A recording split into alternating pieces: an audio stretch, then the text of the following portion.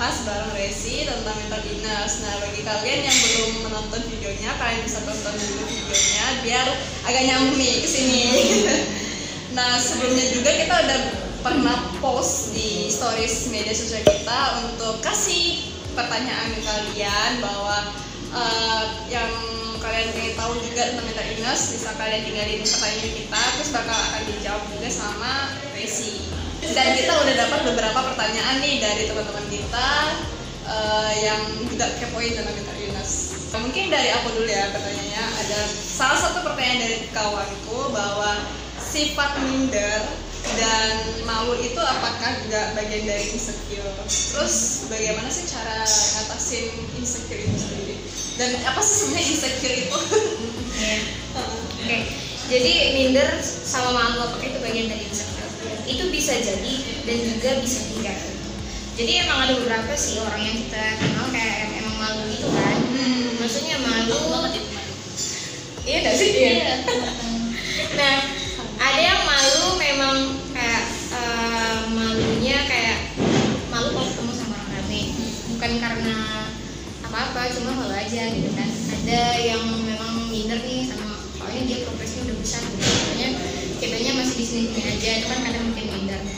Nah, itu bisa bikin insecure kalau itu udah terlalu ganggu pikiran, perasaan itu bisa insecure gitu. Nah, ini insecure ini salah satu kata yang overuse sih sebenarnya. Kayak orang tuh sekarang kalau ada masalah dikit, ini insecure banget sih gitu. Apa sih insecure benar gitu. Walaupun enggak semuanya tuh bisa masuk ke dalam kategori insecure sebenarnya gitu. Nah, insecure itu sebenarnya ada teorinya loh kalau di psikologi. Secure sama insecure gitu. Jadi kapan saat kita ngerasa secure sama diri sendiri, sama ya kalau enggak nyaman berarti ya insecure gitu. Cuma karena sekarang itu lagi hype-nya tadi itu kan orang merasa kayak ada salah sedikit insecure banget gitu kan. Terus orang misalnya lebih lebih hebat dari diri kita merasa insecure gitu kan. Gimana cara ngatasin insecure? Kadang orang suka ngaitin ini gak sih insecure tuh kalau misalnya dia ngerasa gak lebih cantik dari orang terus dia ngerasa insecure. Ayu banget itu. Terus habis itu kemudian cara dia mengatasinya dengan cara harus self love gitu. Nah, self love aja itu orang banyak salah mengartikan gitu. Banyak berkedok self love, banyak berkedok insecure gitu kan. Padahal itu tidak seperti itu sih gitu kan. Kalau menurut aku cara mengatasi insecure paling mudah adalah self acceptance gitu. Terima diri sendiri gitu. Diri kamu seperti apa dan lain sebagainya. Nah, setelah itu stage-nya bukan yang terima gitu aja tanpa ada progres ke depan ya gitu kan. Nah, harus ada improvementnya juga gitu kan. Kalau memang acceptance-nya itu setelah itu kayak ternyata aku kurangnya di sini loh gitu. Ini loh ternyata akar yang bikin aku insecure gitu. Ternyata aku tuh kayak gini gitu kan. Nah, improve lah gitu. Sama ini yang kedua, biar tidak insecure tuh stop banding-bandingin diri sama orang lain. Karena aku dan Sally itu pasti beda. Kita cuma lihat appearance orang, fisik orang, kita nggak tahu isi otaknya mereka tuh apa gitu kan. Jadi untuk insecure tuh kayaknya janganlah gitu, karena kita nggak tahu dianya seperti apa dan ternyata dia insecure sama diri kita kan. Cuma kita aja yang nggak sadar kehebatan diri sendiri gitu kan. Nah, itu tadi jangan banding-bandingin sendiri gitu. Kalau ngaca bilang diri cantik, itu jangan pernah bandingin ke orang gitu. Jangan bandingin jelek dan jangan bandingin lebihnya gitu. Misalnya aku lebih cantik dari ini atau enggak, aku tidak lebih cantik dari ini, coba bilang aku cantik udah gitu. Aku cantik, aku merasa cukup aku seperti ini udah gitu. Itu kalau emang dijadiin habit pasti tidak insecure.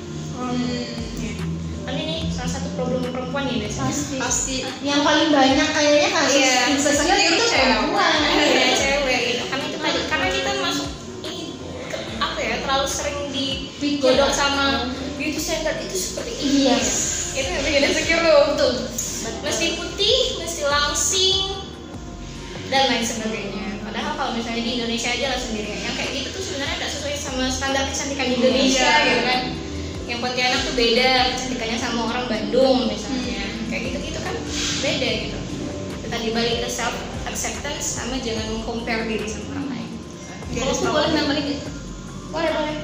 Kalau masalah insecure ya, aku gede banget sih sebenarnya insecure karena dikit-dikit insecure, aku insecure deh gitu lah. Jadi Yang sering aku praktekin buat diri aku sendiri sih, sebenarnya aku memang merasa bahwa aku kurang banget sih, tapi aku nggak pernah insecure. Karena aku merasa bahwa ketika aku merasa aku insecure, mungkin aku insecure tapi aku ngeliat ke bawah lagi orang yang di bawah, misalnya dari segi pekerjaan atau dari segi akademik atau aku ngeliat dari yang ke bawah. Tapi ketika aku merasa kalau aku bisa, aku lagi ke atas. Bahwa sebenarnya di atas masih ada lagi yang bisa gitu.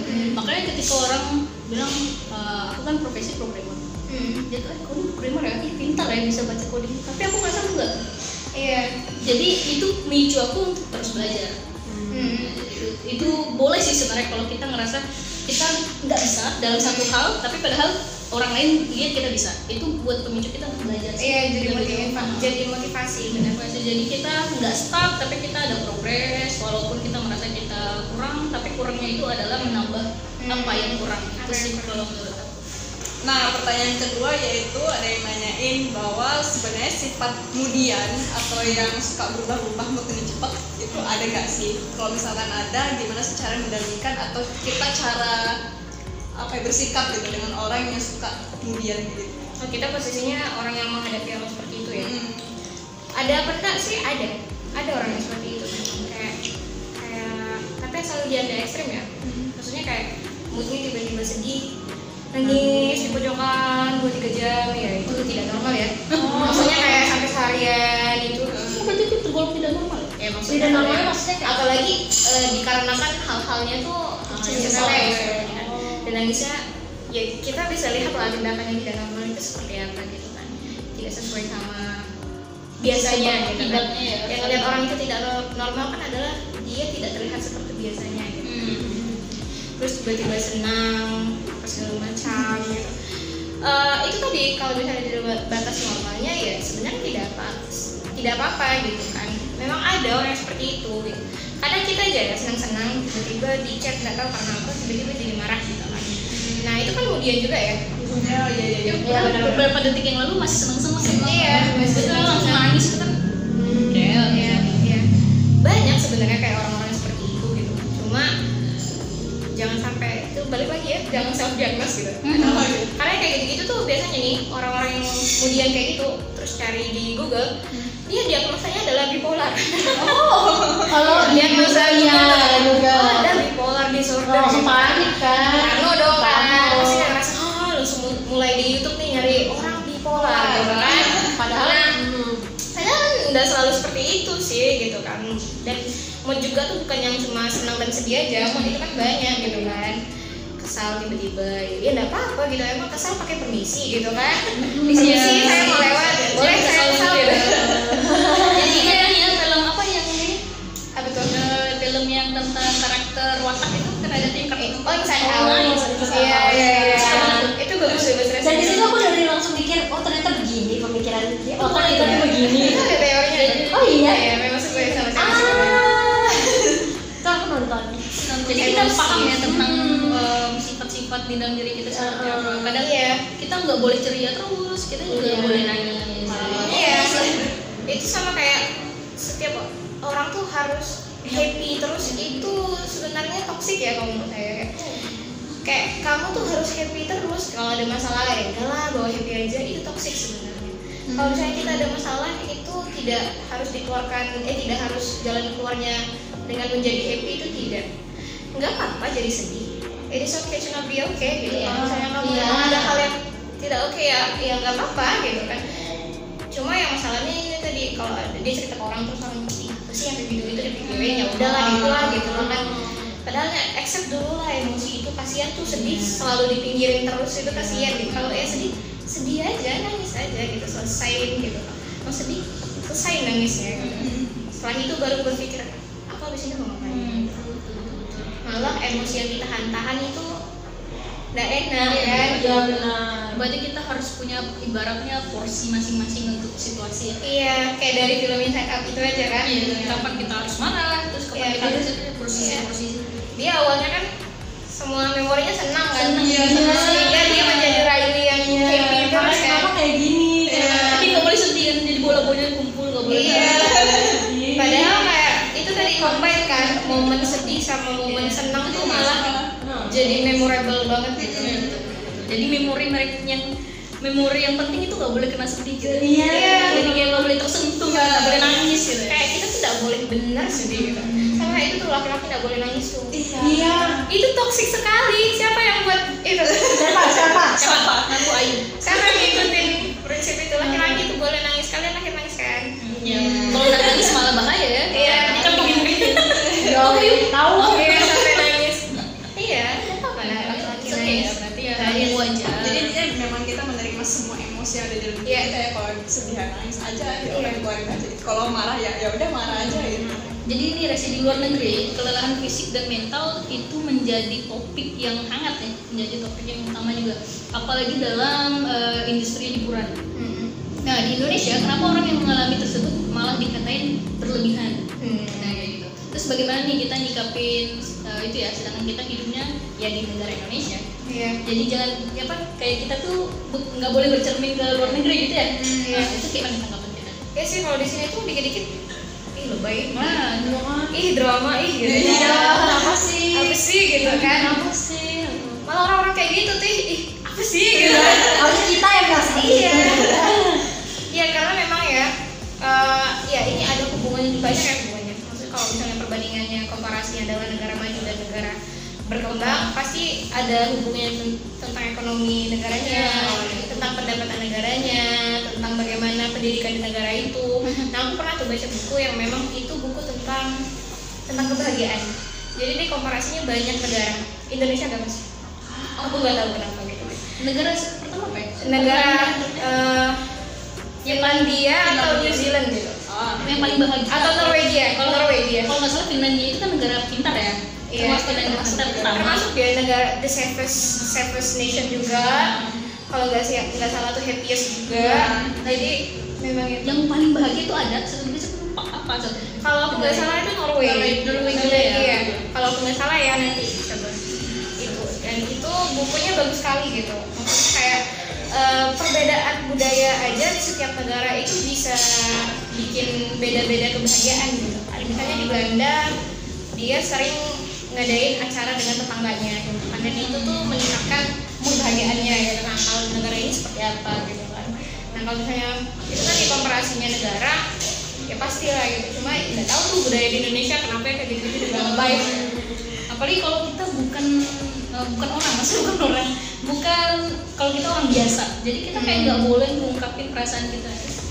Iya sih. Emang siapa sih?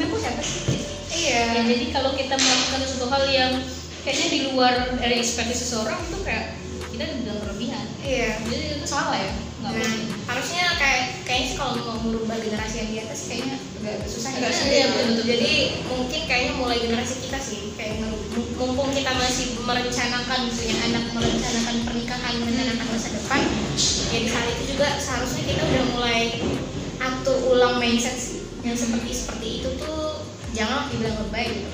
Orang tuh valid loh perasaannya seperti itu tuh valid, merasa sedih itu valid, itu tidak lebay gitu.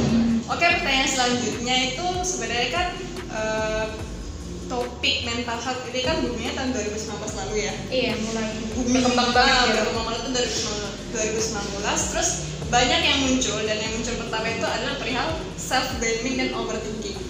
Kalau yang aku baca. Nah sebenarnya tuh self blaming itu disebabkan kenapa ya? Dan kenapa selalu erat kaitannya dengan overthinking? Oke. Jadi self blaming ya. Kadang ini perkara bahasa ya. Kayak kalau misalnya pakai bahasa Inggris self blaming itu ada hubungannya sama mental health issue. Kalau misalnya pakai bahasa Indonesia kayak nyalahin diri sendiri itu nggak ada masalah sih sama misalnya mental. Nah, padahal sebenarnya itu perkara bahasa sih. Kalau self blaming itu kan artinya ya kita mengkoreksi diri sendiri loh sebenarnya. Kalau memang ada sesuatu yang salah, kemudian merasa salah, ya tidak ada salahnya mengkoreksi diri sendiri gitu kan. Ya sebelum dikoreksi orang lain malah sakit, bahasanya nyelkit gitu kan. Ya tidak apa-apa gitu. Nah yang menjadi masalah adalah ketika self blaming itu keterusan dan mengganggu aktivitas setelahnya gitu. Self blaming misalnya dia seperti ini dan memang salah misalnya pendapatnya, kemudian dia self blaming, ya kayaknya aku salah nih. Terus kemudian melakukan kegiatan lain misalnya agak-agak serupa gitu kan, takut kemudian tidak salah aja dia self blaming gitu. Nah itu kan tidak normal kan, maksudnya kayak lah kan memang tidak salah gitu kan. Nah Nah itu berarti dia memang udah overthinking gitu, hal-hal yang seperti itu udah kita thinking itu harus ya, maksudnya manusia thinking itu harus gitu. Maksudnya kita kalau udah thinking tuh malah aneh gitu. Tapi kalau udah over, nah itu yang dapat menyebabkan banyak sekali gitu. Bisa anxiety-nya meningkat, bisa self blaming, bisa banyak sekali gitu. Dan kalau misalnya tidak di apa ya, tidak bisa dikontrol, tidak bisa dikendalikan, tidak ada insight baru, ya selalu ada kemungkinan ya untuk dapat mental illness gitu. Itu tadi. Res, aku dulu ya teman aku itu ini ada 2 pertanyaan ya. Yang pertanyaan pertama, teman aku itu maybe ya dia saat ini sedang mengalami depresi yang kita nggak tahu sih tingkatannya gitu. Cuman karena dia mulai menutup diri dan self blamingnya udah cukup tinggi juga, sempat cerita tapi ceritanya tuh nggak jelas gitu, nggak detail gitu. Jadi cuman kayak tersirat gitu bahwa aku tuh lagi gini loh, aku tuh lagi gini loh gitu. Nah setelah dia cerita itu dia menghilang. Ketika dia menghilang, itu benar-benar kayak apa ya, sosial media ditutup, akun kita untuk bisa kontak dia juga ditutup. Jadi benar-benar kita nggak bisa komunikasi sama dia. Tapi sometimes dia ada ngelihat hari-hari aku gimana gitu. Tiba-tiba ada akun dia ngelihat, tapi setelah itu aku mau komunikasi nggak bisa. Terus kayak di YouTube juga dia juga nonton, tapi ya itu dia nggak pernah menampakkan diri dia. Dia bilang, aku akan cerita tapi suatu saat nanti, ketika aku udah benar-benar better. Cuman kan sekarang kan masalahnya adalah dia nggak akan bisa better kalau dia yang nggak memulai duluan kan. Maksudnya dia tidak ada keinginan untuk cerita. Kalau ternyata cerita itu ternyata malah bikin dia lebih baik, tapi dia sendiri nggak mau cerita hal itu sampai nunggu diri dia baik benar-benar dengan sendirinya gitu. Nah, gimana sih cara yang tepat agar aku tuh bisa narik dia untuk dia cerita? Maksudnya ketika aku narik dia untuk dia cerita, anggaplah maksa gitu. Apakah itu salah? Apakah aku akan terus nunggu dia sampai dia benar-benar baik? Apakah aku harus nunggu dia sampai dia kondisi dia lebih baik baru aku oke, kamu mau cerita sekarang, oke ayo gitu. Itu sebenarnya harusnya aku gimana? Gitu ya. Nah, oke. Jadi kalau misalnya ada teman yang seperti itu, sebenarnya banyak sih ya. Kadang kita kenal orang yang memang kayak gitu. Itu bukan karena dia tidak ingin cerita dan sebagainya gitu, tapi karena emang masalah itu tuh berat banget gitu kan. Misalnya kayak berat banget. Kemudian mulai ada pikiran-pikiran orang lain dan bakalan paham nih. Aku loh yang ngerasain gitu kan. Dan kemudian banyak sih sebenarnya ya faktor yang bikin dia nggak cerita gitu kan, dan kita sebetulnya tidak bisa memaksa dia untuk cerita. Dan biasanya orang seperti itu tuh ada banyak hal yang bikin dia nggak cerita. Bisa jadi karena dia nggak berani, takut dijudge, kemudian dia takut orang itu perspektifnya beda, tidak sesuai ekspektasi, orang tidak memberikan solusi dan lain sebagainya, ataupun dia merasa tidak siap, atau dia merasa belum bisa berdamai sama dirinya gitu. Makanya biasanya orang-orang yang sudah didiagnosa nih ada mental illness di dirinya, itu akan lama gitu waktunya dia untuk bisa open ke temannya, ke keluarga, ataupun ke publik gitu kan. Mungkin ada beberapa orang yang kita tahu yang udah bisa open ke publik gitu kan, tapi itu perjalanannya panjang gitu, waktunya lama gitu. Dan ketika dia saat open aja itu bukan berarti dia sudah berada di posisi paling baik gitu. Bisa jadi dia baik lagi gitu kan, balik lagi. Bisa jadi apa ya, banyak triggernya gitu. Jadi kalau misalnya ada orang yang menurut kita gitu, dia ada permasalahan dan kita siap nih ngedengerin kamu gitu kan, itu jangan salahkan dia tidak mau cerita gitu, tapi karena dia tidak siap aja dengan ceritanya dia. Bisa jadi karena dia cerita itu apa ya, kalau dia cerita malah makin gitu kan, makin gimana gitu perasaannya. Nah kalau misalnya di psikologi itu ada namanya PFA, Psychological First Aid, kayak bantuan psikologis pertama lah gitu kan. Biasanya PFA itu digunakan untuk tempat-tempat kejadian bencana biasanya, atau tempat perang gitu. Jadi dia look, listen, link gitu. Kita look tuh kita lihat dulu orangnya, apakah orang ini memang tidak biasanya gitu kan, atau dia terlihat ada permasalahan, ya kita reach. Kemudian tanya aja ada apa gitu kan, tanya ada apa tanpa kayak memaksa. Itu tadi, tidak usah memaksa. Kalau memang dia tidak ingin bercerita karena tidak siap, ya jangan memaksa gitu, karena bisa jadi itu malah lebih parah nantinya gitu kan. Jadi tunggu aja gitu. Kemudian nanti kalau udah itu listen. Ini listen ya, bukan give solution. Nah ini penting, listen itu tadi, tidak usah menginterupsi gitu. Kita dengerin aja. Kadang orang kayak gitu tuh paham kalau orang yang dia cerita ini tidak akan kasih solusi. Itu orang-orang yang punya masalah itu paham gitu, tapi dia cuma butuh didengar aja gitu. Sama kayak Yoyo tadi kan, kalau misalnya ada temannya yang punya masalah kadang ngancur-ngancurin barang gitu kan, itu biar feeling better gitu kan. Dan dia tuh sebenarnya tahu Yoyo tuh nggak akan membantu gitu, tapi setidaknya Yoyo ada di situ gitu. Orang kayak gitu tuh kadang butuh ada orang aja gitu, butuh ada orang yang dengar gitu. Habis itu baru link, kalau misalnya dia udah ngerasa ada kebuka, udah siap untuk udah cerita gitu, baru kita link. Karena kita tahu nih kita nggak bisa bantu, karena kita ngelihatnya juga, oh ini kayaknya orangnya depresi atau seperti apa gitu. Kita kan nggak bisa ya, kita nggak bisa diagnosis. Iya, diagnosis gitu kan. Ya udah, kamu mau nggak kalau misalnya kita ketemu sama psikolog gitu, atau kamu mau nggak kita ketemu sama psikolog? Kamu jangan takut gitu, aku nemenin kamu misalnya. Nggak apa-apa, kamu jangan takut dijudge gitu. Ya gitu tadi gitu. Itu tadi, jadi kalau memaksakan, karena kadang itu terus gemes ya. Iya, maksudnya khawatir sebenarnya itu ya, kayak khawatir gitu. Kayak pengen tahu gimana sih kondisi dia sekarang, tapi dia tutup diri dia gitu. Iya. Terus kayak pengen kalau bisa ya kayak gitu, kayak cariin jalan dia gitu, baiknya gimana. Tapi ya itu karena dia nutup diri. Iya, bisa jadi dia nutup diri itu lagi self healing kadang kayak iya, dia masih mencari apa sih masalah di diri aku gitu kan. Kayak kalau misalnya dia aja nggak tahu masalahnya apa, gimana dia bisa cerita ke orang gitu kan. Nanti orang malah gimana tuh perspektifnya, persepsinya kan, ya orang apa sih tiap cerita berbeda gitu kan. Nah itu kan malah lebih nambah masalah gitu kan. Jadi biarkan dia ceritanya dengan hati yang siap. Buat kamu yang nonton nih, kalau misalnya kamu punya masalah, it's okay to not feel okay. Sangat oke kalau kamu ngerasa ada yang salah sama diri kamu, itu nggak apa-apa. Tapi kamu ingat, kamu hidup tuh nggak sendirian. Ada teman, ada keluarga, ada banyak orang baik yang tadinya mungkin awal kamu pikir nggak bakalan bisa bantu kamu, ya minimal dia bisa dengerin kamu. Jadi cerita aja, apa-apa, jangan takut dijudge. Nah, untuk pertanyaan kedua dari aku adalah untuk skizofrenia itu sebenarnya kan tadi udah disinggung sedikit tuh, karena adanya bisikan-bisikan itu. Ada suara di kepala dia yang terdengarnya real gitu kan. Nah, sebenarnya ini sama gak dengan mereka yang punya temen hayalan yang berinteraksi dan seperti itu. Nah, terus skizofrenia ini apakah selalu berbentuk bisikan negatif gitu? Bisa jadi kan misalnya kayak kalau misalnya ternyata skizofrenia itu sama dengan dia memiliki teman hayalan ya. Maksudnya teman hayalan ini masuk ke kategori skizofrenia. Nah, berarti kan dia yang juga itu sama teman hayalan dia. Nah, memungkinkan nggak teman hayalannya itu tuh untuk kayak bikin bisikan-bisikan negatif atau ngasih apa sih yang hal-hal negatif di kehidupan dia gitu? Oke.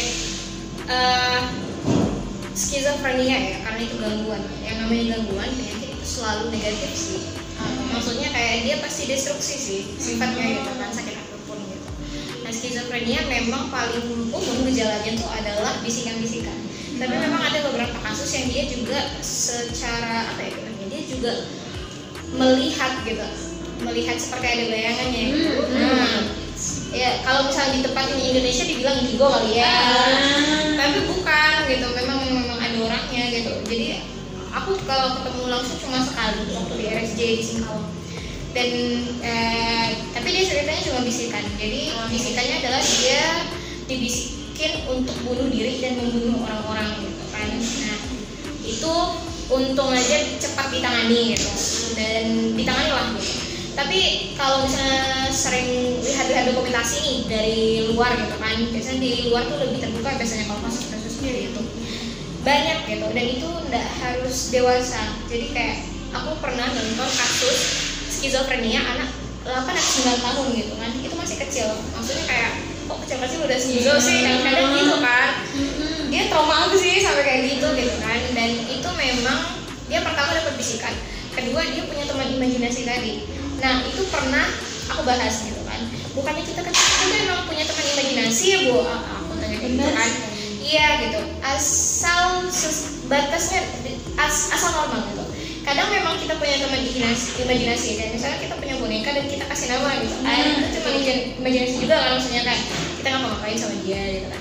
Cuma ketika itu sedang mengarah hal-hal yang negatif, nah itu boleh diwanti-wanti gitu. Kayak kasus yang tadi yang umur 9 tahun itu dia sampai kayak punya berapa ratus teman imajinasi, dan bentuknya tuh kayak tidak terpikirkan oleh anak kecil gitu. Misalnya bentuknya tuh aneh-aneh gitu, kita bahkan yang dewasa ketika diceritain tuh kok bisa sih anak kecil mikir kayak gini gitu kan. Nah itu terus kayak setiap orang tuh setiap itunya tuh punya nama-nama misalnya kayak gitu, dan itu tuh bikin anaknya tuh jadi sangat gimana ya, perilakunya tidak seperti anak kecil seperti biasanya gitu kan. Dia lebih sering tantrum kayak gimana, tidak bisa komunikasi dan lain sebagainya gitu. Nah itu biasanya memang ada bayangannya. Berarti yang ada bayangan itu masih masuk kategori skizofrenia. Iya, ada simptomnya. Dan kalau misalnya udah kayak gitu, dan artinya yang punya teman imajinasi pun bukan berarti dia bakal memberikan hal positif ya, bisa akan selalu memberikan hal negatif. Ya kalau memang dia gangguan itu biasanya memang hal-hal yang negatif sih. Bikin cemas atau enggak menyuruh tindakan-tindakan yang merugikan kayak gitu. Oke, kita berada di ujung video, jadi akan masuk pesan dari Resi ya. Jadi pesan untuk anak muda lah, generasi muda, tentang pembahasan kita tentang mental itu seperti apa? Silakan. Pesan aku mulai cari info sih, mulai cari tahu bahwa apa sih kesehatan mental itu. Kemudian sering banyak istilah kayak toxic, kemudian istilah overthinking, istilah self blaming, istilah gaslighting yang kayak gitu-gitu. Itu jangan sampai digunakan jika tidak tahu itu apa maknanya gitu, karena itu bisa mengarahkan ke orang lain gitu. Maksudnya kalau orang yang tidak tahu, orang yang tinggal ambil aja tuh kayak pakai term itu gitu kan, pakai word itu cuma tidak tahu maknanya apa gitu. Jadi untuk kita yang muda-muda ini cari dulu gitu. Kemudian itu untuk pengetahuannya ya. Kemudian ya kalau misalnya mental health itu tidak lain tidak bukan itu kembali ke diri sendiri lagi. Cek diri kamu udah baik-baik aja apa tidak gitu. Kalau memang sudah baik-baik saja, maka selanjutnya adalah self improvement gitu. Jangan merasa kayak aku oke nih, kemudian setelah itu ya udah aku oke aja terus gitu kan. Kita selalu berprogres ya, maksudnya kita dinamis ya hidupnya. Setelah ini aku mau ngapain, setelah ini aku mau ngapain gitu. Kemudian kalau misalnya kamu merasa nggak baik-baik aja, ada sesuatu hal yang salah, kamu merasa ada yang salah, sekali lagi aku ucapkan, aku ingatin, it is okay to not feel okay. Kamu jangan ngerasa kalau kamu tuh merasa kecil ketika kamu ada sesuatu yang salah dengan diri kamu, itu tuh nggak apa-apa sama sekali gitu. Jadi kalau misalnya ada sesuatu yang salah, ya udah nggak apa-apa, kita cari tahu aja apa yang salah. Kalau misalnya kamu merasa diri kamu sendiri nggak bisa cari dan keluar, cerita ke temenmu, cerita ke orang yang kamu anggap bisa kamu percayai. Tapi ingat, yang cari solusi itu bukan orang-orang itu tadi. Karena kamu punya masalah, kamu cari solusimu sendiri. Orang-orang lain itu bantu buka pintu, orang itu kasih kamu perspektif aja kayak gitu. Jadi love yourself, love your mental health. Jangan sampai jangan sampai mental health kamu itu ditepi-tepikan, prioritaskan. Oke, tambahan dari aku dikit aja gitu. Kalau menurut kalian, kalian adalah orang yang introvert, susah untuk membuka diri gitu ya, bisa caranya kalian mengikuti kegiatan-kegiatan yang positif, baik dari akademik atau non akademik. Itu membantu banget untuk kalian yang merasa kurang sehat dalam hal mental. Karena aku juga pernah berada di dalam situasi tersebut. Aku pernah jatuh sejatuh-jatuhnya, bahkan orang lain nggak bisa nolong. Jadi akhirnya aku bangkit dengan cara aku meningkatkan kualitas dan kuantitas diri, sehingga aku merasa kalau aku pantas berada di permukaan seperti itu. Dan kalian juga bisa coba ini, nggak perlu langsung blok kalian jadi orang, tapi kalian perlu proses. Dan saran saya adalah kalian nggak perlu menunjukkan proses itu ke orang, tapi tunjukin hasilnya. Itu sih kalau tambahan dari aku. Segitu dulu video kita kali ini. Semoga video kita bermanfaat buat kalian semua. Dan buat kalian yang pengen kita collab lagi sama Resi, ngebahas tentang mungkin bahasan-bahasan psikologi lain, kalian boleh tinggalin komentar di kolom komentar. Terus jangan lupa like video ini, dan jangan lupa juga untuk share video ini ke teman-teman kalian yang emang perlu banget edukasi tentang mental illness atau mental health. Atau mungkin kalian bisa juga berbagi cerita tentang kisah pengalaman kalian tentang mental health gitu, bisa juga berbagi di kolom komentar. Oke. Buat Resi makasih ya. Makasih juga.